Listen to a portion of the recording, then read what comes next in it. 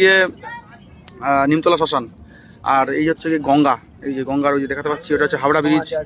ওই যে হাওড়া ব্রিজ দেখতেই পাচ্ছেন, আর তার নিচে লিজেন্ড, একজন দেখুন লিজেন্ড শুয়ে আছে, কলকাতার লিজেন্ড।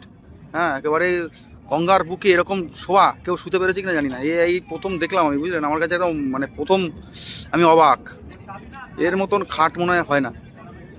আমি তো মানে দেখেই অবাক হয়েছি, মানে জাহাজ বলবো না নৌকা বলবো না লঞ্চ বলবো কি বলবো বুঝতে পারছি না। হ্যাঁ, তারপরে ওর দেখুন বাধা আছে দড়ি দিয়ে, দেখবেন ওই দেখুন এখানে বাধা রয়েছে। আমি তো প্রথমে খেয়াল করিনি, তারপরে দেখলাম যে বাধা রয়েছে, ওই যে দড়ি দিয়ে বাধা রয়েছে। মানে এখন যদি বিরাট জোরে একটা জোয়ার ভাটা আসে, তো বাবু একেবারে রাজার মতন শুয়ে থাকবে, ওকে নিয়ে যেতে পারবে না, ক্ষমতা নেই ওকে নিয়ে যাওয়ার। ও সারাদিন বহু পরিশ্রম করেছে, বুঝেছেন।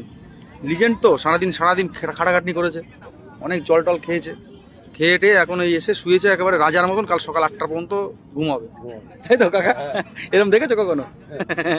এ তো দারুণ জিনিস। হ্যাঁ, এইসব জিনিস চোখেও পড়ে আমার, অবাক করা জিনিস। একেবারে এরকম খাট বিছানা কার আছে আপনি একটু বলবেন। আর এখানে খাট বিছানার অভাব নেই, দেখাতে পারি, ওই দেখুন ওইখানে খাট বিছানার অভাব নেই, একেবারে লাটে লাটে রয়েছে।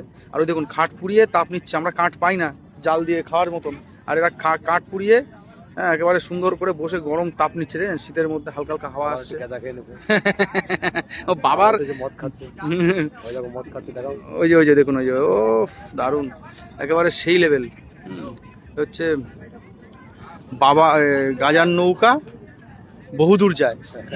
এই সেই হচ্ছে সেই নৌকা বন্ধুরা, গাজার নৌকা বহুদূর যায়, যেটা আপনারা শুনেছেন। এই হলো সেই নৌকা, আমি নাম দিলাম এটারে গাজার নৌকা। কেমন হলো নামটা অবশ্যই জানাবেন।